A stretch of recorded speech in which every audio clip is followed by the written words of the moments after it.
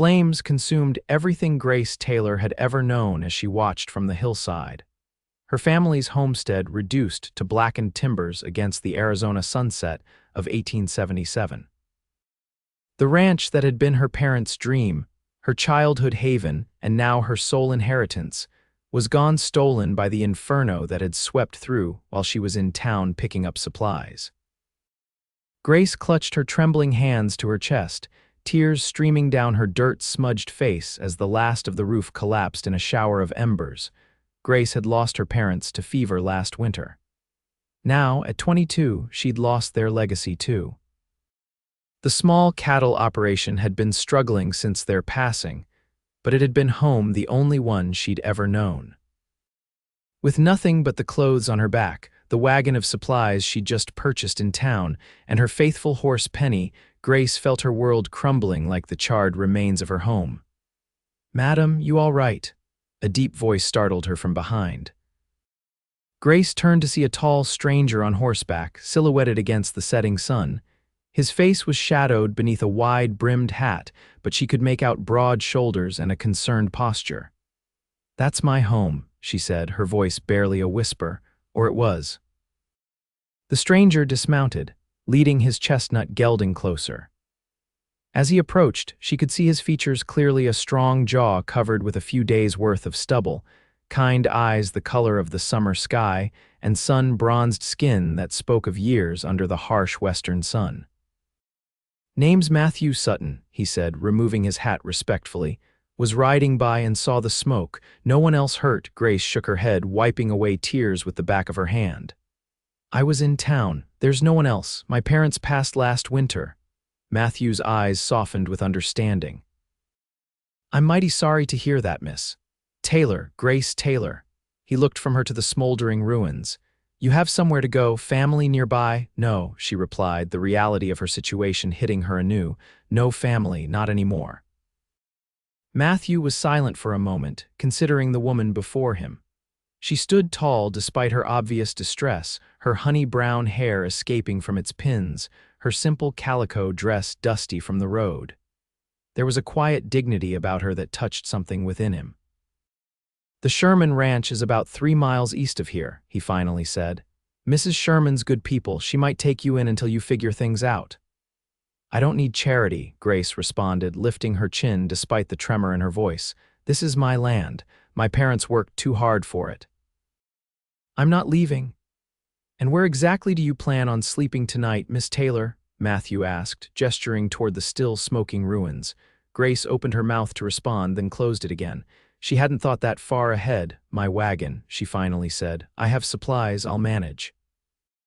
Matthew shook his head, a slight smile touching his lips at her determination. "That's no place for a lady to sleep, especially with coyotes and worse roaming these parts." "I have my father's rifle," she said defiantly. "I don't doubt your ability to use it," Matthew replied, "but you need shelter. Winter's coming." Grace looked back at the ruins of her home, reality setting in, her shoulders slumped slightly. "What happened here anyway?" Matthew asked, surveying the destruction. "I don't know," Grace admitted. "Everything was fine when I left for town this morning." Matthew walked closer to the remains, careful of hot embers. His eyes narrowed as he studied the scene. "Fire didn't start by itself," he said after a moment. "See how it burned hottest here at the front. Someone wanted this place gone."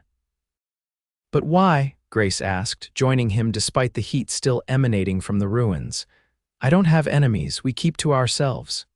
"Your land's good," Matthew observed, looking around at the rolling pasture, the creek running along the western border. "Mighty good." "Some folks might want it bad enough to scare you off." Grace's face hardened. "Then they don't know me very well." The last light was fading from the sky as they stood there, the stars beginning to appear overhead. Matthew glanced at Grace, then back at the wagon she'd brought from town. "Listen," he said finally, "I've got a small camp about a mile from here, was planning to move on tomorrow, but—" He paused, seeming to make up his mind about something. "I'm handy with tools. Used to build with my pa before I took to droving cattle. If you're set on staying, maybe I could help."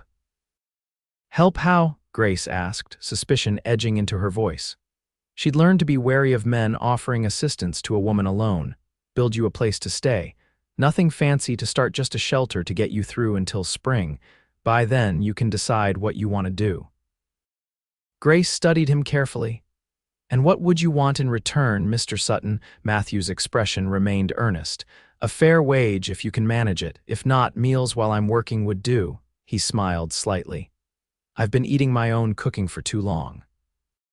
I don't have much money, Grace admitted. The cattle sales were poor this year. Well, I'm not in a hurry to be anywhere, Matthew said, and I can't rightly leave a lady to sleep in a wagon with winter coming on. Grace hesitated, torn between her fierce independence and the practical reality of her situation. The temperature was already dropping as night fell, and she shivered involuntarily. One night, she finally conceded. I'll accept your help for shelter tonight. Then we'll discuss the rest in the morning. Matthew nodded, satisfied. That's fair. Let's gather what we can from your wagon and head to my camp. It's not much, but there's a fire and coffee. As they worked together, loading essential items onto Matthew's horse and leading Grace's wagon toward his camp, neither could have predicted how their lives would become intertwined in the months to come, or that, from the ashes of tragedy, something unexpected would begin to grow. Matthew's camp was simple but well organized. A small tent was pitched beneath the sheltering branches of a cottonwood tree, a fire pit lined with stones, and his saddle and gear neatly arranged nearby. Grace noticed that everything had its place, a trait her father had always valued. Make yourself comfortable, Matthew said, gesturing toward a log positioned near the fire pit. I'll get us some light and heat. Grace sat, watching as he efficiently gathered kindling and built a fire. His movements were practiced and sure, telling her he'd spent many nights under the stars. The flames caught quickly, casting dancing light across the small clearing and chasing away the growing chill. You travel alone? Grace asked as Matthew put a pot of coffee on to boil. Most times, he replied. Been driving cattle up from Texas to the railheads in Kansas, mostly. Work when I need to, move on when the job's done. No family, a shadow crossed Matthew's face. Not anymore, lost my folks in '67. Fever took my ma and pa's heart gave out not long after. Grace recognized the grief in his voice, it mirrored her own. I'm sorry. Matthew nodded acknowledgement. Been on my own since, not such a bad life, see a lot of country. But lonely, Grace observed softly. Their eyes met briefly across the fire, a moment of shared understanding passing between them. Sometimes, Matthew admitted, but a man gets used to his own company. He poured coffee into 2 tin cups and handed one to Grace. What about you? You've been running that ranch alone since your folks passed. Grace wrapped her hands around the warm cup, grateful for its heat. Yes, it wasn't easy, but I managed, sold off some of the herd, kept enough to breed. Was starting to make it work. Her voice caught. At least I thought I was. Someone might have thought otherwise, Matthew said thoughtfully. You have neighbors, anyone who might want your land? Grace considered the question. The Wilsons to the north, but they're good people. To the east is Harlan Jenkins' spread. He's been trying to buy our water rights for years. Pa always refused. Jenkins, Matthew repeated, a frown crossing his features. Big operation, calls it the Diamond J. That's him. You know him, know of him. Has a reputation for getting what he wants one way or another. Grace stared into the fire, processing this information. You think he burned my home just to get water rights? Water's worth more than gold out here sometimes, Matthew said, but I'm not making accusations without proof. Just something to think about. They fell silent, each lost in their own thoughts as they sipped the strong, bitter coffee. The night sounds of the desert surrounded them, the distant howl of coyotes, the rustle of wind through the cottonwood leaves, the occasional hoot of an owl hunting in the darkness. Tomorrow I'll ride into your property and see what materials might be salvageable, Matthew said finally. If you're set on staying, we'll need to start with something simple, a lean-to maybe, until we can get proper lumber. Grace questioned, arching an eyebrow. Matthew met her gaze steadily. Unless you've changed your mind about wanting help, Grace studied him in the firelight. Everything she'd been taught warned against trusting a stranger too quickly, especially a man with no fixed home or apparent ties. But there was something in Matthew Sutton's direct blue gaze that spoke of honesty, and she was not in a position to refuse help that was freely offered. "I haven't changed my mind," she said at last, "but I insist on paying you properly when I can." "Fair enough," Matthew agreed with a nod. "For now, you should get some rest. You can take the tent. I'll sleep out here by the fire." "I couldn't. You can and will," Matthew interrupted gently but firmly. "I've slept under the stars more nights than not. One more won't hurt me." Too exhausted to argue further, Grace thanked him and retreated to the small canvas tent. Inside, she found a bedroll spread on a ground sheet, simple but clean. She removed her boots and outer dress, then slipped beneath the wool blanket, still in her chemise and petticoat. Despite her exhaustion, sleep proved elusive. The events of the day replayed in her mind: the shock of seeing her home in flames, the overwhelming loss, and now the strange circumstance of finding herself dependent on the kindness of a man she'd just met. Grace had prided herself on her independence since her parents' passing. Accepting help did not come easily to her. Outside, she could hear Matthew moving quietly around the camp, banking the fire for the night, checking on the horses. There was something reassuring about his presence, she had to admit. In the morning, she would decide her next steps more clearly. For now, she allowed her tired body to relax and eventually drifted into an uneasy sleep. Dawn broke clear and cold across the Arizona landscape. Grace awoke to the sound of movement outside the tent and the smell of coffee brewing. For a disorienting moment, she couldn't remember where she was. Then yesterday's events came rushing back: the fire, the loss, and the stranger who had offered his help. She dressed quickly, pinned up her hair as best she could without a mirror, and emerged from the tent to find Matthew already awake and cooking something over the morning fire. "Hope you're hungry," he said by way of greeting. "Nothing fancy, just bacon and Jonna cakes." "It smells wonderful," Grace replied truthfully. "I didn't realize how hungry I was." They ate in companionable silence, watching as the sun rose higher in the sky, burning away the morning chill. When they had finished, Matthew outlined his plan for the day. "I'll ride over to your property, see what we're dealing with. Might be some hardware we can salvage: nails, hinges, that sort of thing. While I'm gone, you could make a list of what supplies we might need." Grace nodded, grateful for his practical approach. "I have some money saved," she said. "Not much, but enough for basic supplies." "We'll make it stretch," Matthew assured her. "I've built with less." As Matthew saddled his horse, Grace found herself studying him more carefully in the clear light of day.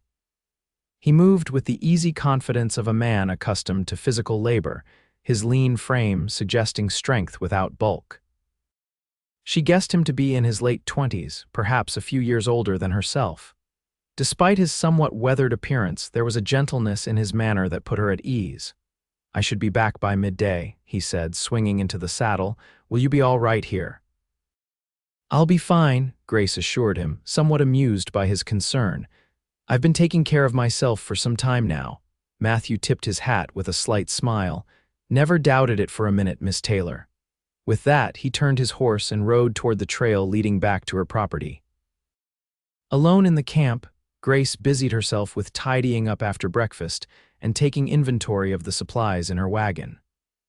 The practical tasks helped keep at bay the grief and anxiety that threatened to overwhelm her when she allowed herself to dwell on her situation. By the time Matthew returned several hours later, Grace had compiled a thorough list of necessities and organized what remained of her possessions. "Find anything useful?" she asked as he dismounted. Matthew nodded, removing his hat and wiping his brow. "Some." "The fire didn't touch your barn much, just scorched the outside wall nearest the house. Structure seems sound. Found a toolbox that survived, some nails, a saw, and a hammer, not much else." "The barn," Grace breathed, relief washing over her. "I didn't even think to check." "My father's tools were in there." "It's a good starting point," Matthew said, "but we'll need more lumber mainly, and there's something else." His expression turned serious. "I found tracks, boot prints around the back of the house where the fire likely started. And horse tracks leading away toward the east. Toward the Diamond J," Grace said quietly, her suspicions growing. "Can't say for certain, but it's worth keeping in mind." Matthew took a drink from his canteen before continuing. "I've been thinking about how to proceed. Using the barn as a base makes the most sense. We can build a small cabin nearby, something simple to start with, just one room with a stove for heat and cooking. We can't afford proper lumber for a whole cabin, Grace worried, looking at her meager savings. Don't need to buy it all, Matthew assured her. There's good pine in those hills to the north. With a good axe and some hard work, we can cut what we need. Might take longer, but it'll cost less. Hope, small but persistent, began to grow in Grace's heart. Perhaps all was not lost after all. When can we start? She asked, new determination in her voice. Matthew smiled, apparently pleased by her eagerness. No time like the present. Let's pack up camp and move to your barn. We can set up there while we work. Within an hour, they had loaded Matthew's belongings onto his horse and hitched Grace's horse to her wagon. As they rode toward her property, Grace felt a strange mixture of dread and anticipation. Returning to the site of such loss would be painful, yet it was also the first step toward rebuilding. The sight of her burned-out home was no less shocking in daylight. The stone chimney stood alone amidst blackened timbers and ash, a stark monument to what had been lost. Grace swallowed hard against the lump in her throat as they rode past it toward the barn.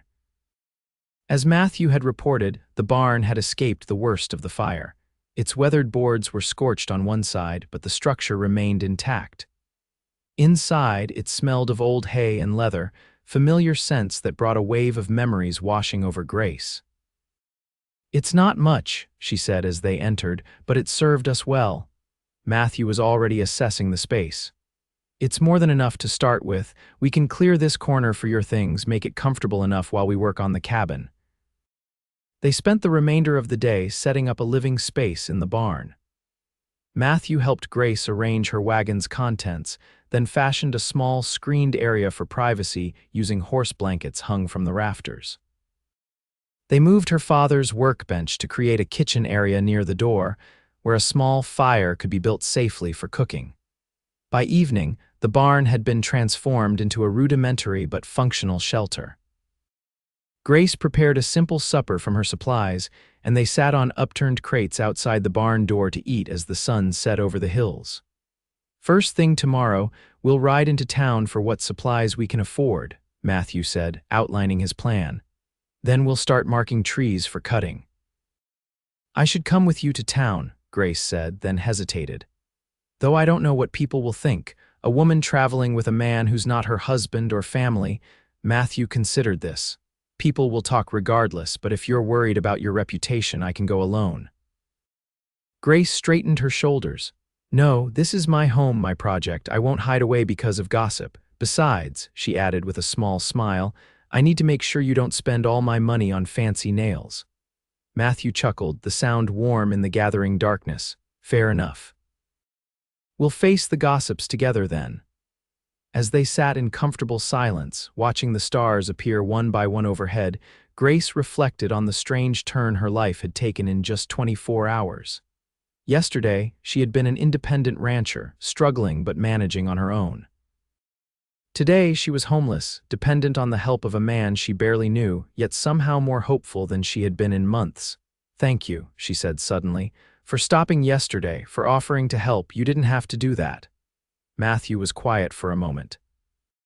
"My pa used to say a man's measure is taken by what he does when no one's watching, or when there's nothing in it for him." He looked at her, his expression sincere in the fading light. "Truth is, I was headed nowhere in particular. Helping you rebuild gives me purpose for a while." There was something in the simplicity of his statement that touched Grace deeply. This wasn't charity he was offering, it was partnership, each of them providing what the other needed. "Well, I'm grateful all the same," she said softly. As night settled fully around them, they retreated to their respective sleeping areas, Grace to her screened corner of the barn, Matthew to a bedroll near the door. Despite the hardship and uncertainty that lay ahead, Grace felt a curious sense of peace as she drifted off to sleep. Whatever tomorrow brought, she would face it with renewed strength and determination, and she would not face it alone. The town of Cottonwood Springs was bustling with morning activity when Grace and Matthew arrived the following day. Their entrance drew curious glances from townspeople going about their business. Grace held her head high, ignoring the whispers that followed them down the main street.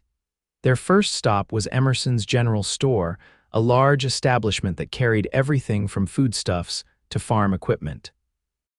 The proprietor, Harold Emerson, a portly man with mutton chop sideburns, greeted Grace with evident surprise. "Miss Taylor, heard about your misfortune. Terrible business, just terrible. How are you faring?" "As well as can be expected, Mr. Emerson," Grace replied with dignity. "I've come to purchase supplies. I intend to rebuild." Emerson's bushy eyebrows rose as he glanced at Matthew, who stood respectfully a few paces behind Grace. "And this gentleman is—" "Matthew Sutton." Matthew stepped forward, offering his hand. "I'll be helping Miss Taylor with the construction." "I see," Emerson said, in a tone that suggested he saw quite a bit more than was being said. "Well, what can I help you folks with today?" Grace produced her carefully prepared list. "We'll need these items to start with." "Perhaps you could tell us what the damage will be." As Emerson reviewed the list, murmuring and calculating under his breath, the bell over the door jingled.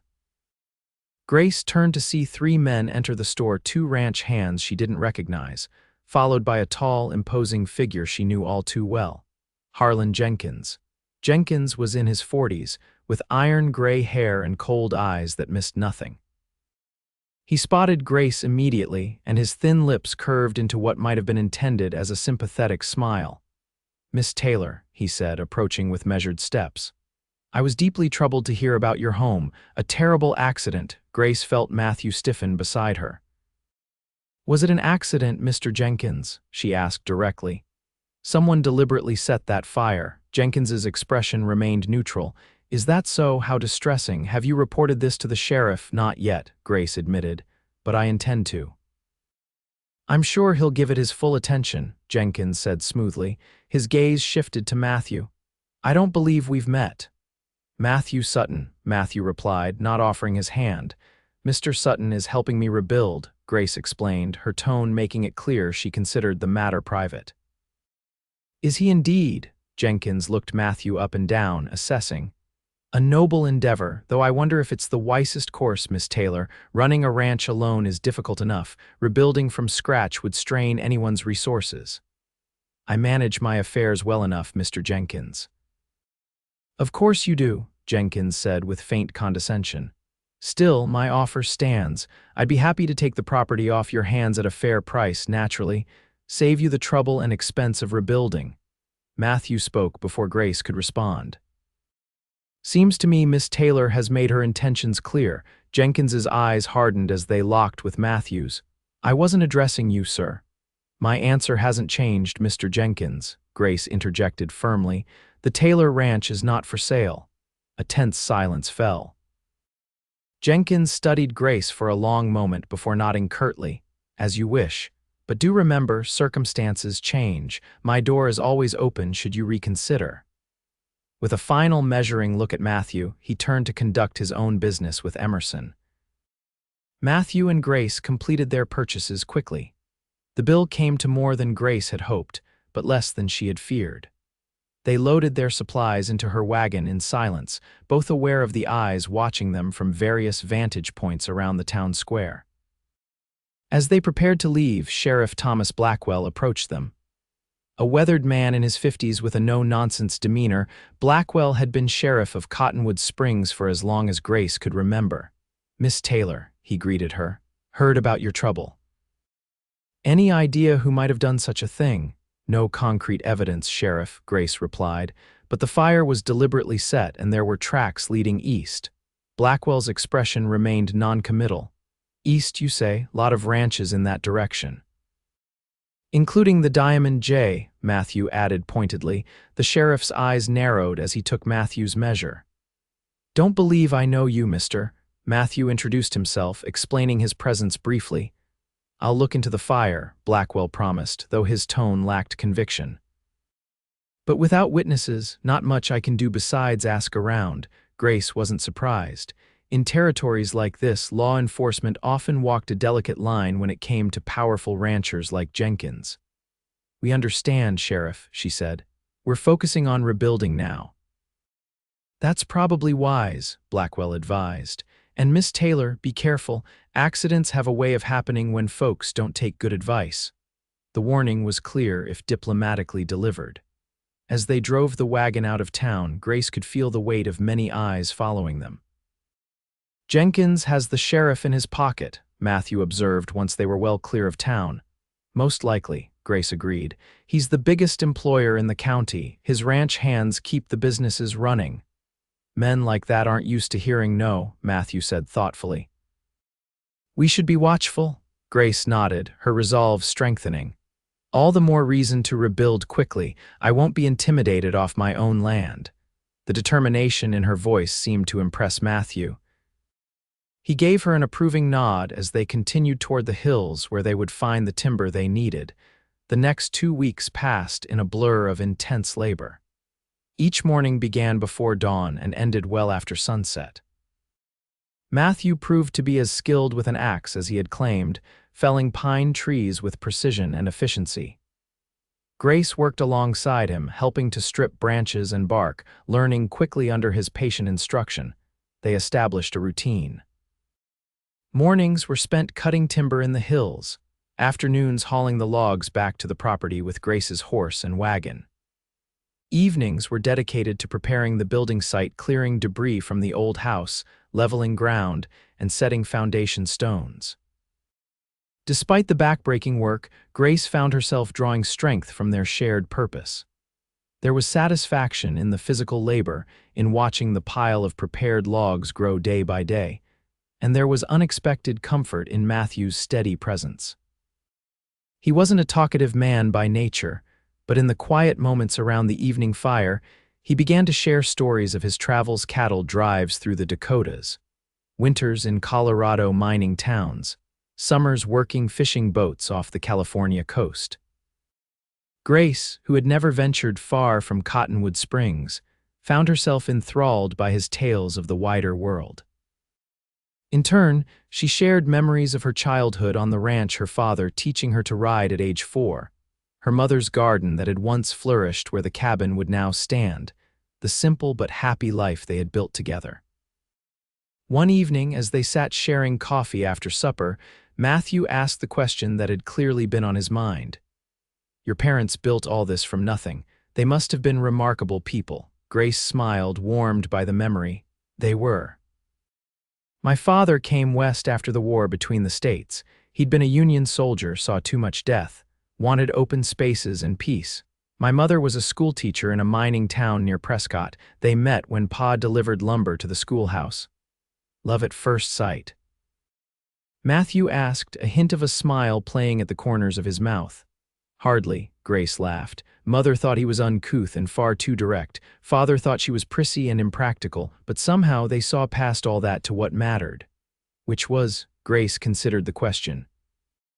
That they were both dreamers in their own way, both wanted to build something that would last.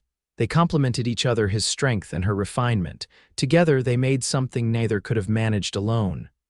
Matthew was quiet for a moment, watching her across the fire. You're a lot like them both, I'd wager. The simple observation touched Grace deeply. I hope so, she replied softly. As the days passed, their easy companionship deepened. Grace found herself looking forward to their conversations as much as she did the progress on the cabin. Matthew, for his part, seemed to relax more in her presence, occasionally revealing a dry wit that surprised and delighted her. By the end of the second week, they had enough timber cut and prepared to begin actual construction. The plan Matthew had drawn was simple but practical: a one-room cabin, approximately 16 by 20 feet, with a stone fireplace at one end for heating and cooking. We'll start with the floor frame tomorrow, Matthew announced one evening as they reviewed their progress. Once that's level and solid, the walls will go up quickly. I can hardly believe we've come this far already, Grace admitted, surveying their materials with satisfaction. You're a good worker, Matthew said, the compliment offered matter-of-factly. Most women wouldn't have the stomach for this kind of labor. Most women haven't had to fight for their home, Grace replied. She hesitated, then added, and most wouldn't have found someone willing to help them the way you've helped me. Their eyes met in the firelight, and something unspoken passed between them, a recognition of the connection that had formed through their shared labor and purpose. For the first time, Grace found herself truly seeing Matthew not just as a hired hand or even a friend, but as a man, one whose steady presence had become increasingly important to her. The moment was broken by a distant rumble of thunder. Matthew glanced up at the clouding sky. Storm's coming. We should secure everything before it hits. They worked quickly to cover the cut timber with tarpaulins and ensure that everything in the barn was protected from potential leaks. By the time the first heavy drops began to fall, they had retreated to the relative safety of the barn. The storm intensified rapidly, rain drumming on the roof and wind howling through the cracks in the weathered boards. Grace built up the small fire they used for cooking, grateful for its warmth and light as lightning flashed outside, briefly illuminating the interior in stark white light. "Reminds me of a storm I rode out in the Panhandle few years back," Matthew commented, settling on his bedroll near the fire. "Nothing but me, my horse, and open prairie for miles. Thought for sure I'd be struck by lightning before it passed." "That sounds terrifying," Grace said, drawing her shawl tighter around her shoulders. "It was," Matthew acknowledged, "but beautiful too, in a way. Nature at its most powerful makes a man realize how small he really is." A particularly loud crash of thunder made Grace jump involuntarily. Matthew noticed her reaction and moved to sit beside her on the crude bench they'd fashioned from a log. "Not fond of storms?" he asked gently. Grace shook her head. "Never have been. My mother used to sit with me during bad ones, tell me stories to distract me." Without thinking, Matthew placed his hand over hers where it rested on the bench. "Would it help if I told you one now?" The simple gesture of comfort sent an unexpected warmth through Grace's body. His hand was calloused from work but gentle in its touch. She turned her palm upward, allowing their fingers to intertwine naturally. "I'd like that," she said softly. Matthew began to tell her about the time he'd worked as a guide for a wealthy Eastern family who wanted to see the Grand Canyon. His description of their reactions to Western ways and the magnificent landscapes had Grace laughing despite the storm raging outside. As his story continued, Grace became increasingly aware of their physical closeness, the warmth of his shoulder against hers, the way his voice resonated in the small space between them. The fact that their hands remained joined as if it were the most natural thing in the world. When he finished his tale, neither moved to break the connection. The storm still raged, but it seemed less threatening now, more distant. "Thank you," Grace said, her voice barely audible above the rain. Matthew looked down at their joined hands, then back to her face. "Grace," he said, using her first name for the first time, "I want you to know that whatever he had been about to say was cut short by a loud crash outside, followed by a frightened whinny from the horses in their stalls at the far end of the barn. They jumped up simultaneously, breaking their connection as they rushed to check on the animals. A portion of the barn roof had given way under the weight of the rain, allowing water to pour in near the stalls. The horses stomped nervously, eyes rolling at each new thunder crash. "We need to move them away from this section," Matthew shouted over the noise of the storm, "and try to cover this opening somehow." The remainder of the night was spent battling the elements, calming the horses, rigging a temporary cover for the damaged roof, and mopping up the worst of the water. By the time dawn broke, revealing a clear sky washed clean by the storm, they were both exhausted. "So much for an early start on the floor frame," Matthew said ruefully, surveying the mess that still needed cleaning. Grace pushed a strand of wet hair from her face. "The barn comes first. No sense building a new cabin if our current shelter collapses around us." Matthew nodded agreement. "I'll climb up and assess the damage properly now that it's light. With luck, it won't be too difficult to repair." As Grace watched him prepare to examine the roof, she found herself reflecting on the interrupted moment from the night before. What had he been about to say? And more importantly, why did it matter so much to her? She had no answers, only a growing awareness that Matthew Sutton had become something more than a hired hand or even a friend. What exactly that more might be and whether she should allow it to develop were questions for another time. Today, there was work to be done. The roof repair took the better part of the day. One of the main support beams had cracked, necessitating careful reinforcement before the actual roof planking could be fixed. Matthew worked tirelessly, making multiple trips up and down the ladder they'd fashioned from pine logs. Grace assisted from below, handing up tools and materials as needed and preparing a hearty stew for their evening meal. By sunset, the repair was complete, not perfect, but solid enough to withstand the next rainfall. "You've more than earned your supper tonight," Grace said as Matthew climbed down for the final time, his shirt soaked with sweat despite the cool autumn air. "Smells worth working for," he replied with a tired smile.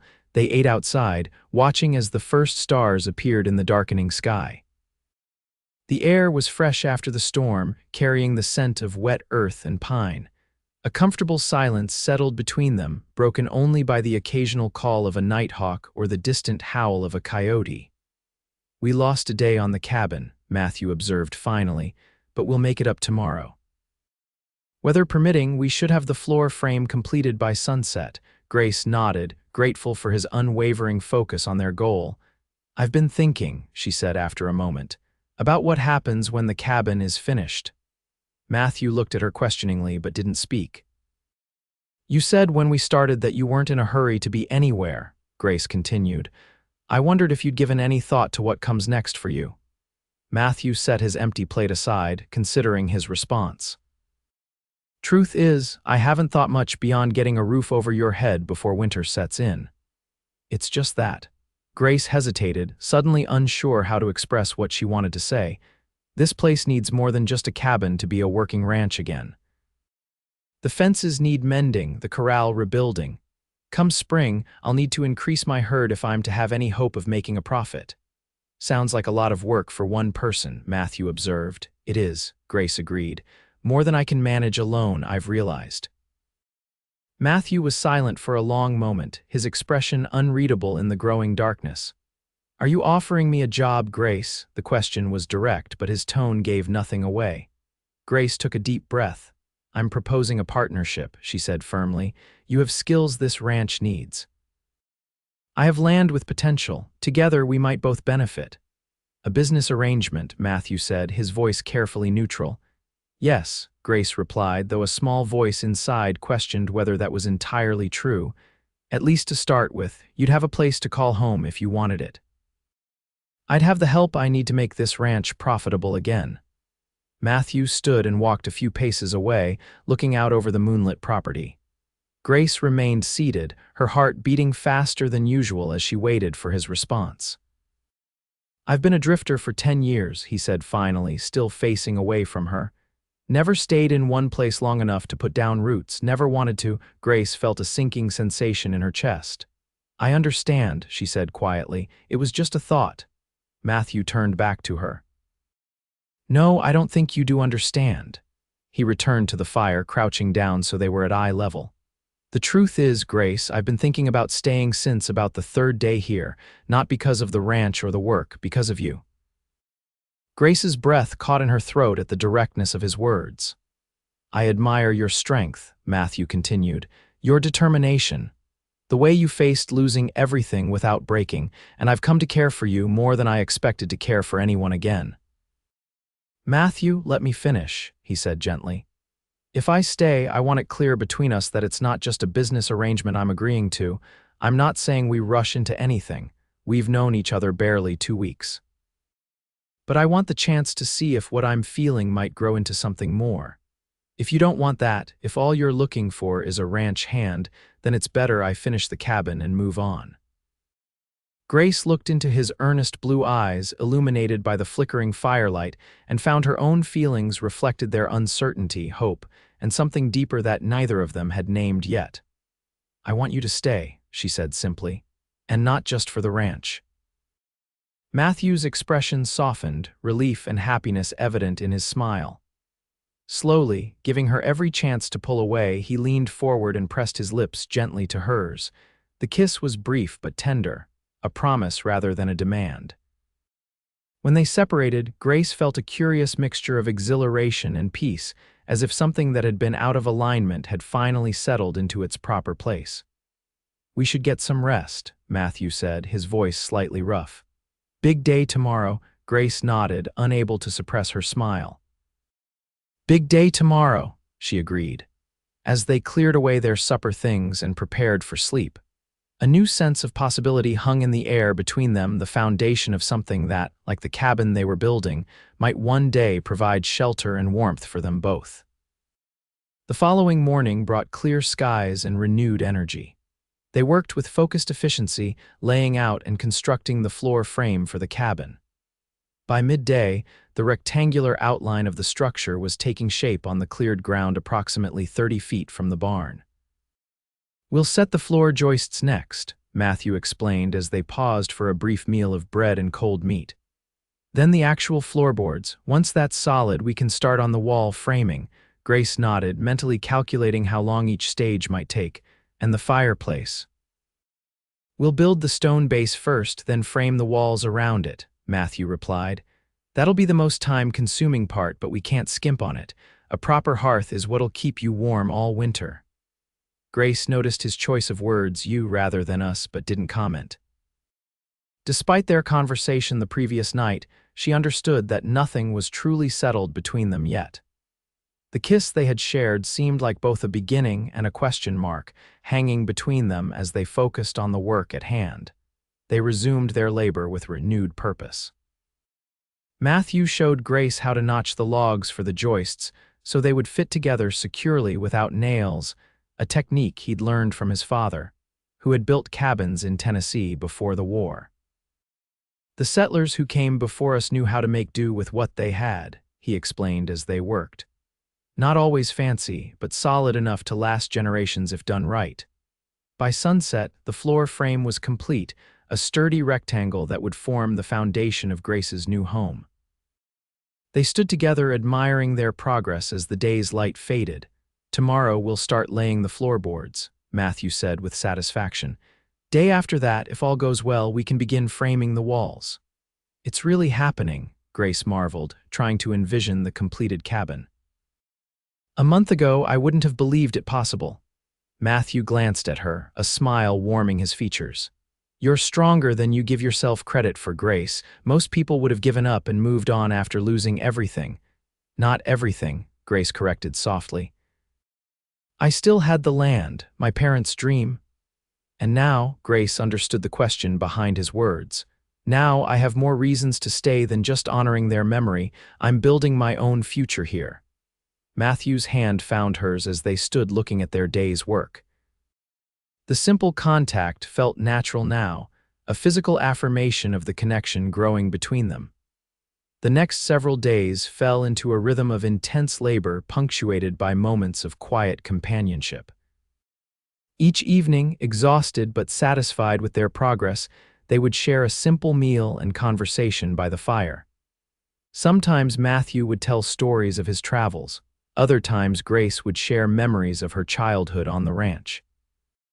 Occasionally they simply sat in comfortable silence, watching the stars emerge overhead. The physical nature of their relationship remained cautious and respectful, a touch of hands, a brief kiss goodnight, nothing more.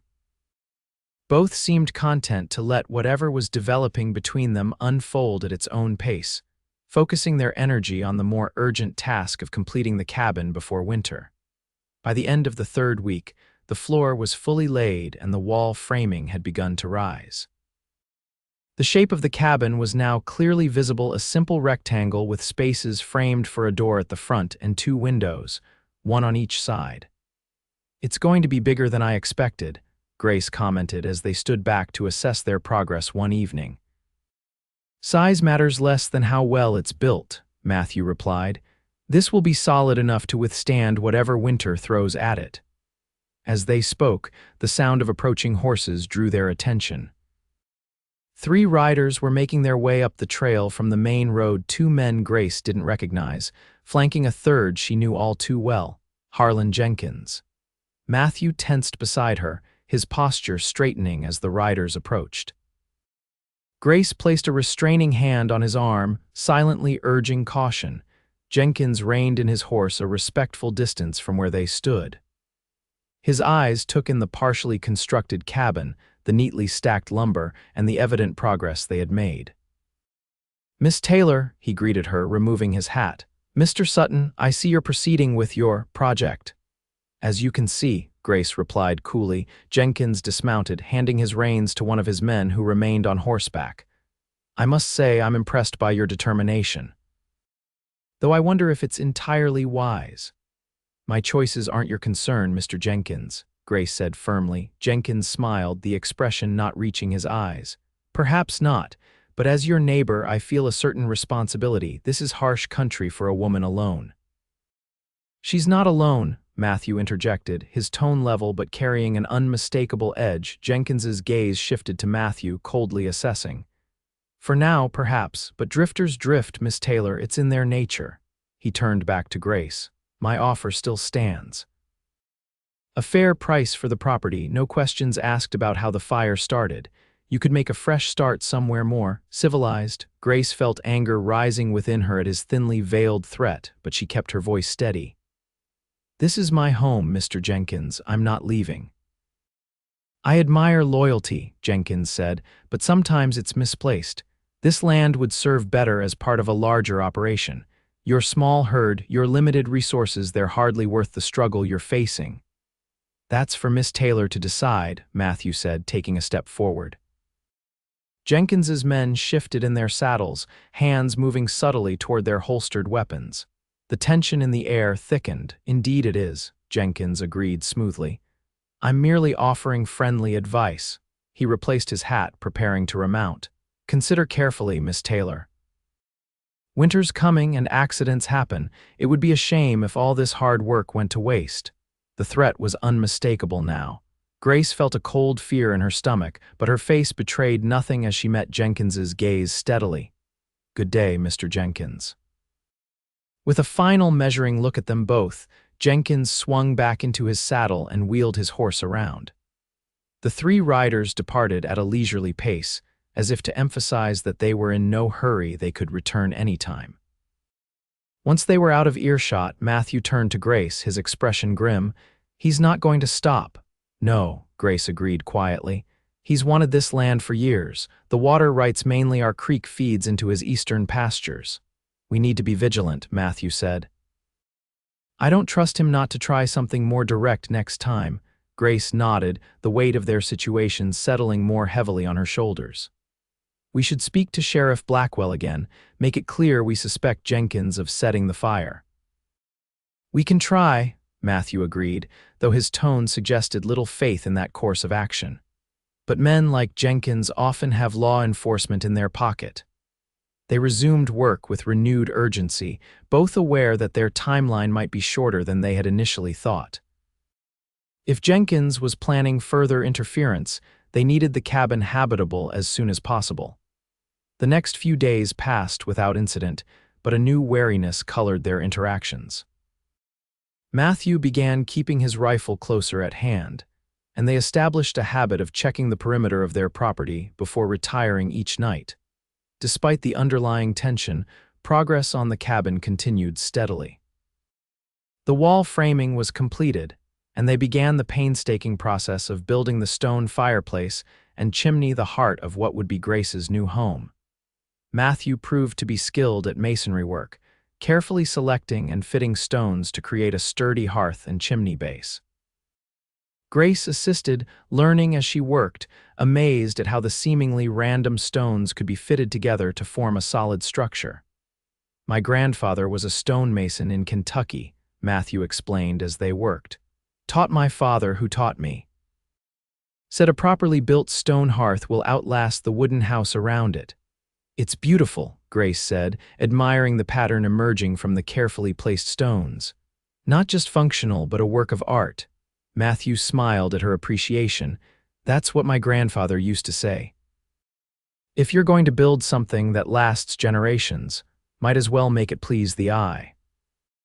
As they worked side by side, their hands occasionally brushing as they passed tools or materials, Grace found herself increasingly aware of Matthew as more than just her partner in this building project.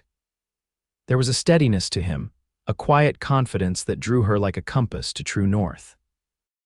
In the weeks they had known each other, he had become essential to her in ways that went far beyond his skills with axe and saw. One evening, as they sat by the fire after a long day of work on the chimney, Grace found the courage to ask the question that had been on her mind. "Matthew, when you said you'd been thinking of staying, did you mean it?" He looked up from the piece of wood he'd been whittling, a habit he'd developed during their evening conversations. His expression was serious as he met her gaze across the fire. "I meant it," he said simply. "If you still want me to, I do," Grace replied without hesitation, "but I need to understand what that means to you. You've spent years moving from place to place. Would you really be content to settle here, to build something permanent?" Matthew set aside his whittling and considered her question. "There was a time when the open road was all I wanted," he admitted. "After my parents died, nowhere felt like home anyway, so I figured why try to make one, and now." "Now," he said slowly, "I look at what we're building here, not just the cabin, but everything else, and I can see a future I want to be part of." His eyes held hers steadily. "I've been running so long, I forgot what it was like to belong somewhere, to someone." The simple honesty of his words touched Grace deeply. She moved to sit beside him, taking his hand in hers. "I want that too," she said softly. "A future we build together." Matthew's free hand came up to touch her cheek gently. "Grace Taylor, are you proposing to me?" A smile played at the corners of his mouth, but his eyes were serious. "Perhaps I am," Grace replied, surprising herself with her boldness. "Would that be so terrible?" "No," Matthew said, his smile widening. "Not terrible at all." He leaned forward, closing the distance between them. "But traditionally, I believe that's my role." Their kiss was deeper than the cautious ones they had shared before, filled with promise and growing certainty. When they finally separated, both were breathing more quickly, and Grace could feel the rapid beat of her heart. "We should finish the cabin first," Matthew said, his voice rough with emotion. "Do things properly?" Grace nodded, though a part of her wanted to throw propriety to the wind. "Yes," she agreed, "one step at a time." That night, as she lay in her makeshift bed in the barn, Grace found sleep elusive. Her mind kept returning to the feeling of Matthew's lips on hers, the strength and gentleness of his hands, the future they had begun to envision together. For the first time since losing her parents, she felt truly hopeful about what lay ahead, not just surviving, but building a life filled with purpose and love. The next morning dawned clear and cold, a reminder that winter was approaching. They worked with renewed energy, motivated both by the dropping temperatures and their own growing sense of shared purpose. The chimney was completed by midday, a solid stone structure that would provide both heat and a cooking hearth. Next came the roof beam's heavy pine logs that required both of them working together to lift and position correctly. "Hold steady now," Matthew instructed as they maneuvered the central ridge beam into place. "Once this is set, the rest will go more easily." By sunset, the basic roof frame was in place, a simple gable design that would shed snow effectively when completed. They stood back to admire their progress, both breathing hard from the exertion. "Another week, maybe less, and you'll have a roof over your head," Matthew said with satisfaction. "We'll have a roof," Grace corrected gently, taking his hand. Matthew squeezed her fingers in acknowledgement. "Yes," he agreed, "we will." Their moment of shared contentment was interrupted by the sound of a horse approaching, a single rider this time, coming fast up the trail from town.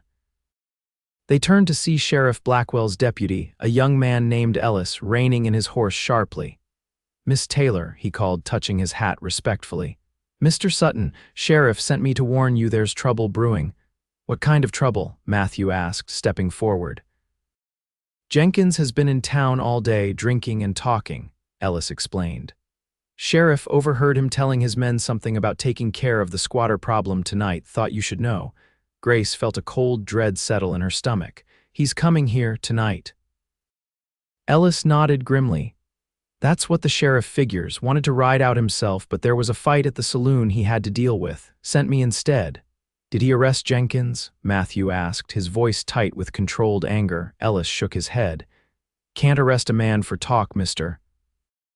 Sutton, but the sheriff thought you should be prepared just in case. Thank you for the warning, Grace said, her mind racing with the implications. Sheriff said to tell you he'll try to ride out later once things settle in town, Ellis added, but it might be late. We appreciate it, Matthew said.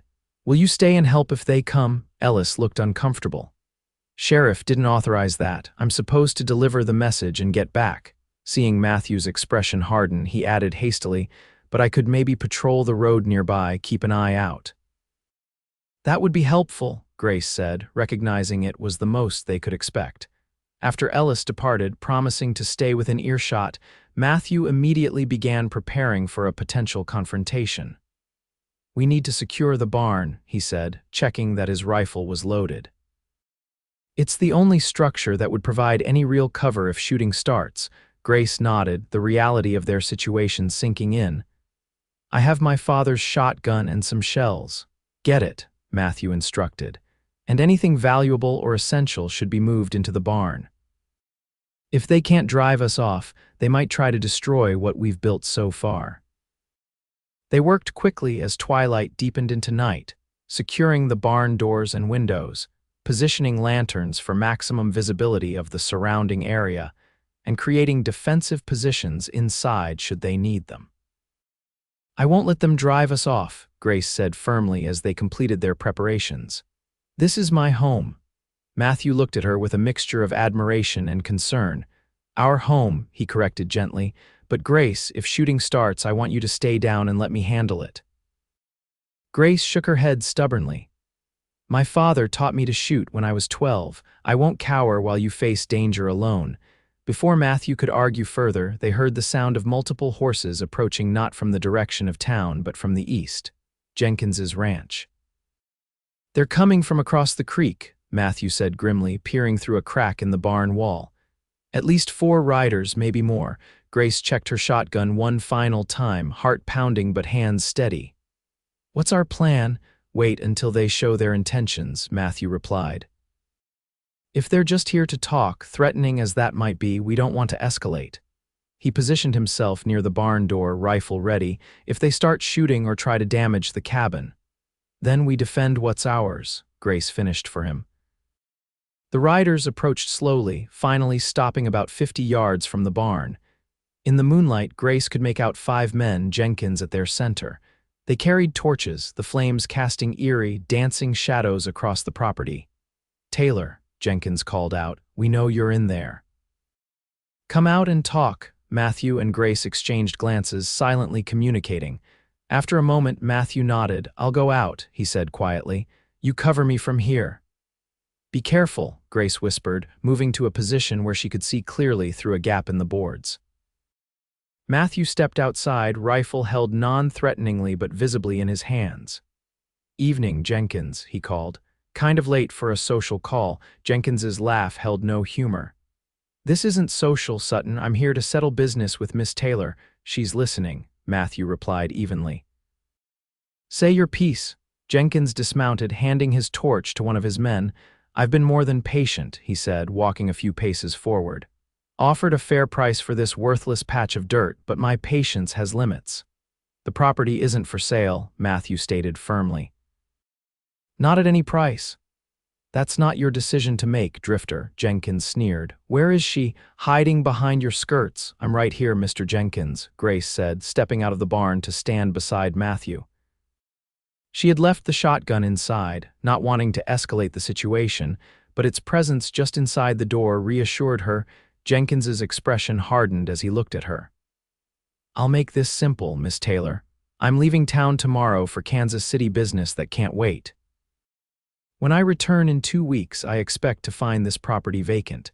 My final offer is $500 generous for land with a burned-out house and barely any cattle left. And if I refuse, Grace asked, her voice steadier than she felt. Jenkins gestured to his men, who spread out slightly, torches held high. Then I can't guarantee the safety of your little building project or anything else on this property. The threat hung in the air, emphasized by the flickering torchlight. Grace felt fear twist in her stomach, but anger burned hotter. This is my land, Mr. Jenkins, she said clearly. It was my parents before me. No amount of threats will change that. Jenkins's face darkened with anger. You're a fool, girl. No one stands against me in this county. She's not standing alone, Matthew said, stepping slightly forward. For a tense moment, no one moved. Grace could feel the situation balanced on a knife's edge. One wrong word, one impulsive action from either side, and violence would erupt. The standoff was broken by the sound of horses approaching rapidly from the direction of town. All eyes turned to see Sheriff Blackwell arriving with Deputy Ellis and 2 other men. "Evening, folks," Blackwell called as they reined in. "Quite a gathering you've got here, Jenkins." Jenkins's expression remained hard, but he moderated his tone. "Just having a business discussion, Sheriff. Nothing that concerns you. Is that right?" Blackwell dismounted, looking between the 2 groups. "Seems like an unusual time for business, and I couldn't help but notice all those torches." "Planning a parade, were you?" Jenkins's men shifted uncomfortably. One of them extinguished his torch against the ground, as if suddenly aware of how it might appear. "We were just leaving," Jenkins said tightly. "Miss Taylor and I have reached an understanding. Have we?" Grace asked, her voice carrying clearly in the night air. Blackwell looked at her questioningly. "Miss Taylor, everything all right here? Mr. Jenkins was just informing us that he's leaving for Kansas City tomorrow," Grace replied, "and expressing his opinion about my property. But as I've told him repeatedly, it's not for sale." Blackwell nodded slowly. "Well, that seems clear enough. Jenkins, I think it's time you and your boys headed home." For a moment, it seemed Jenkins might argue, but the presence of the sheriff and his deputies had shifted the balance of power. With a final cold look at Grace and Matthew, he returned to his horse. "This isn't over," he said quietly as he mounted. 2 weeks, Miss Taylor. Think carefully about your position." With that, he wheeled his horse around and rode off, his men following close behind. Once they were well away, Blackwell approached Grace and Matthew. "You 2 all right?" "Thanks to your timely arrival," Matthew acknowledged. "How did you know to come?" "Ellis reported back after delivering the warning," Blackwell explained. "Said he'd seen Jenkins and his men heading this way across country rather than taking the road. Figured that wasn't a good sign." "Will you arrest him?" Grace asked. "He was clearly threatening us." Blackwell sighed, removing his hat and running a hand through his thinning hair. "Threatening, yes, but he didn't actually do anything, and in this county." He trailed off, his implication clear. "He's too powerful," Grace finished for him. "For now," Blackwell agreed. "But men like Jenkins eventually overreach. When he does, I'll be waiting." He replaced his hat. "In the meantime, I'd suggest you be extra careful until he returns from Kansas City. Maybe even consider staying in town." "We're not leaving," Grace said firmly. "We've come too far with the cabin to abandon it now." Blackwell looked at the partially constructed building, then back at Grace and Matthew standing side by side. Something in his expression softened. "You've done fine work here," he acknowledged. "Just be watchful. Jenkins isn't used to being refused." After the sheriff and his deputies departed, promising to patrol by regularly over the next few days, Grace and Matthew returned to the barn. The tension of the confrontation had left them both drained but also more determined than ever. 2 weeks, Matthew said as they secured the barn door. "That's how long we have until Jenkins returns," Grace nodded, understanding his implication. 2 weeks to finish the cabin, to make it defendable. "And to decide our next steps," Matthew added. "Jenkins won't give up easily." Grace looked at him in the dim light of the lantern. "Are you having second thoughts about staying?" Matthew's expression softened as he took her hands in his. "Not for a moment, but I want you to be sure. This fight with Jenkins won't end quickly or easily." "I've never been more sure of anything," Grace said firmly. "This is our home, Matthew. We'll defend it together."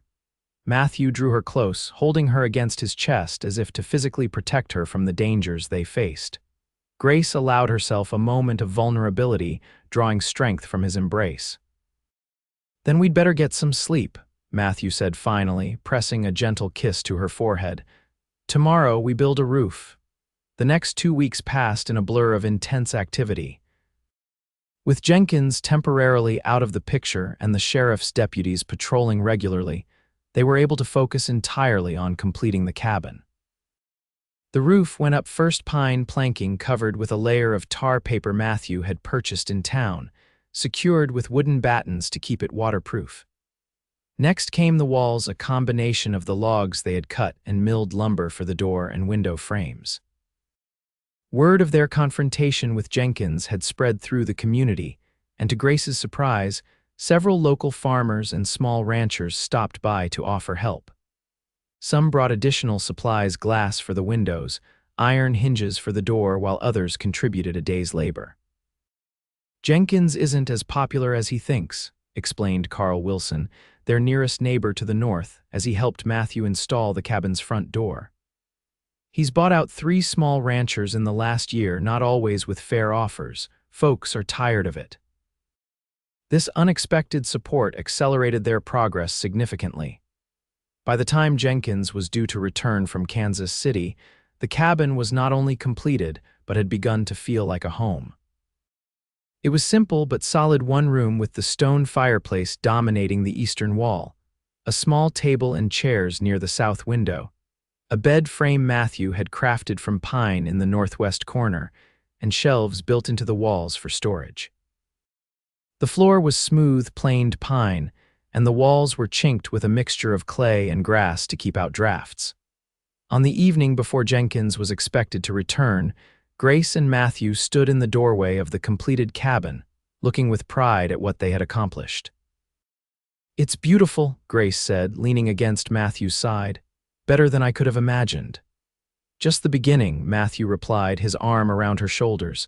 "Come spring, we can add another room if you like, maybe a proper porch." "I'd like that," Grace said softly. She turned to face him, taking both his hands in hers. "Matthew, whatever happens tomorrow or the next day with Jenkins, I want you to know how grateful I am that you stopped that day, that you offered to help a stranger who had lost everything." Matthew squeezed her hands gently. "Best decision I ever made," he said simply. "Though I should be the one thanking you. For what? For giving me a reason to stop wandering, for showing me what it means to build something that matters." Grace felt tears prick at the corners of her eyes, not from sadness, but from the depth of emotion his words stirred within her. "I love you," she said, the words coming naturally without hesitation. "I didn't expect to, certainly not so quickly, but I do." Matthew's face softened with tenderness. He reached into his pocket and pulled out a small object, a carved wooden ring, polished to a smooth shine. "I've been working on this at night," he explained. "It's not silver or gold, but it's made with these hands like our home." Grace's breath caught as she understood what was happening. "Grace Taylor," Matthew said, his voice steady despite the emotion evident in his eyes, "will you marry me? Build a life with me here on this land you fought so hard for." "Yes," Grace whispered, her vision blurring with tears of joy. "Yes, I will." Matthew slipped the wooden ring onto her finger. It fit perfectly, smooth and warm against her skin. Then he drew her into his arms, sealing their promise with a kiss that spoke of commitment, passion, and a future they would build together. That night, they moved Grace's belongings from the barn into the cabin. It was their first night under the roof they had built together, a symbolic beginning of their shared life. As they lay side by side on the bed they had made, listening to the crackling of the fire in their new hearth, Grace felt a sense of completion she had never experienced before. Whatever challenges lay ahead, Jenkins's return, the hard work of rebuilding the ranch, the uncertainties of life on the frontier, they would face them together. "What are you thinking?" Matthew asked softly, his fingers gently stroking her hair. "That I'm happy," Grace replied simply. "Truly happy for the first time in longer than I can remember." Matthew pulled her closer. "Sleep now," he murmured against her temple. "Tomorrow brings whatever it brings." Secure in his embrace, in the home they had built with their own hands, Grace drifted into peaceful sleep. Jenkins returned the following day, as expected, accompanied by 3 of his men. They found Grace and Matthew working on a new corral near the barn, several of the neighboring ranchers helping with the construction. The sight of so many people on the property clearly surprised Jenkins. He reined in his horse, surveying the scene with narrowed eyes. "Quite the workforce you've assembled, Miss Taylor," he commented, his gaze taking in the completed cabin and the progress on the corral. Neighbors helping neighbors, Mr. Jenkins, Grace replied evenly. A tradition in these parts. Carl Wilson stepped forward, hammer still in hand. Something wrong, Jenkins. We're busy here. Jenkins's expression hardened as he recognized several small ranchers among the group men whose properties bordered his own, who had resisted his offers to buy them out. Just checking on Miss Taylor's decision regarding my offer, Jenkins said, his tone deceptively pleasant. I believe the deadline was today. Matthew moved to stand beside Grace, his posture protective but not aggressive. There is no decision to be made, he stated clearly. The Taylor Ranch isn't for sale. Not now, not ever. Jenkins's eyes flickered to Grace's hand where the wooden ring was clearly visible, his mouth tightened in understanding. I see congratulations are in order, he said coldly, though I wonder if you're making a wise choice, Miss Taylor. Hitching your future to a drifter with no roots and no standing in this community. My future is my own to decide, Grace replied firmly, and for the record, it's going to be Mrs. Sutton soon enough. The neighbors murmured their approval and congratulations. Jenkins found himself increasingly isolated as the confrontation continued. This changes nothing, he insisted. This land would serve better as part of the Diamond J. The creek water belongs to this property, Matthew interrupted. As established by territorial law and the deed Mr. Taylor registered 15 years ago. Jenkins's face darkened with anger. You think a few neighbors and a half-built corral will protect you? I've broken tougher men than you, Sutton. Perhaps, Matthew acknowledged, but you haven't faced men with this much support. He gestured to the assembled neighbors, or this much to fight for. Sheriff Blackwell's voice came from behind Jenkins, startling him. I'd think carefully about your next words, Jenkins. Threats have a way of being remembered. Jenkins turned to find the sheriff and his deputy approaching on horseback. The balance of power had shifted decisively against him, and even he could recognize it. No threats, Jenkins said, forcing a tight smile. Just a business discussion that appears to be concluded. He gathered his reins, preparing to depart. For now. As Jenkins and his men rode away, the neighbors cheered and clapped Matthew and Grace on the shoulders. The confrontation had served to solidify community support for the young couple, turning what had been Jenkins's intimidation attempt into something of a victory celebration. Sheriff Blackwell dismounted, approaching Grace and Matthew with a genuine smile. Heard about your engagement. Congratulations to you both. Thank you, Sheriff, Grace replied warmly. Will you stay for supper? We're hosting our first meal in the new cabin tonight. A thank you to everyone who's helped. Blackwell accepted with pleasure, and the remainder of the day took on a festive atmosphere as the corral was completed and preparations were made for the evening gathering. That night, the small cabin was filled with warmth, light, and the sounds of friendship and celebration. Grace moved among their guests, serving the stew she had prepared and accepting congratulations on both the new home and her engagement. Your parents would be proud, Carl Wilson told her as the evening drew to a close. You've honored their memory by fighting for this land. And you've chosen a good man to share it with.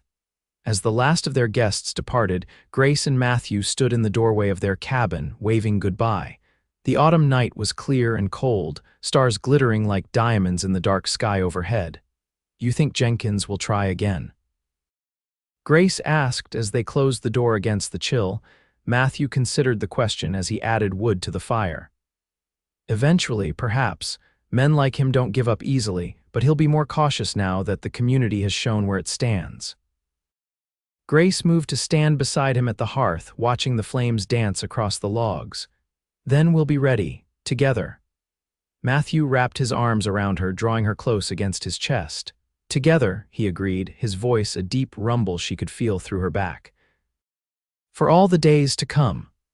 Winter arrived earlier than usual that year, blanketing the Taylor Sutton ranch with snow by mid-November.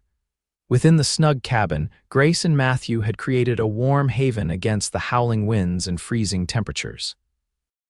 They had been married by the circuit preacher when he passed through Cottonwood Springs in late October, a simple ceremony attended by their newfound friends and neighbors. Life settled into a rhythm of shared work and companionship that suited them both perfectly. Matthew proved as skilled at ranching as he had been at building. Under his care, the remaining cattle thrived despite the harsh conditions, and plans were made for expanding the herd in the spring.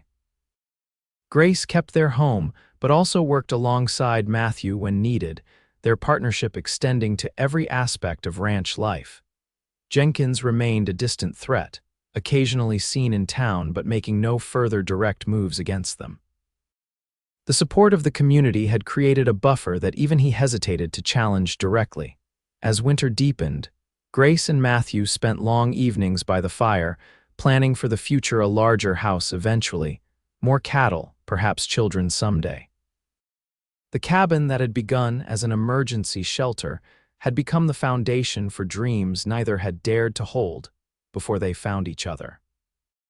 One evening in late December, as a snowstorm raged outside, they sat together on the bench Matthew had crafted, watching the play of firelight on the stone hearth he had built with such care. "You ever miss it?" Grace asked softly. "The traveling, the freedom to go wherever the wind takes you." Matthew considered her question thoughtfully before answering. "Sometimes I miss the new horizons, the sense of discovery," he admitted, "but not enough to trade what I've found here." He took her hand, his thumb brushing over the wooden ring he had carved, now accompanied by a simple gold band. "With you," Grace leaned her head against his shoulder, contentment washing through her. "When spring comes, perhaps we could ride up into the high country together, explore a bit. Just because we have roots doesn't mean we can't still discover new horizons." Matthew smiled, pressing a kiss to the top of her head. "I'd like that," he agreed. "Though I've discovered that the greatest horizons aren't always those you can see with your eyes." Outside, the wind howled and snow piled against the walls of their cabin. But within, warmth and love created a shelter more powerful than mere logs and stone, a home built not just with hands, but with hearts committed to each other and the future they would create together. From the ashes of loss had risen something neither Grace nor Matthew had expected to find. A love as solid as the stones in their hearth, as enduring as the land that had brought them together, and as full of promise as the dawn of each new day they would face together.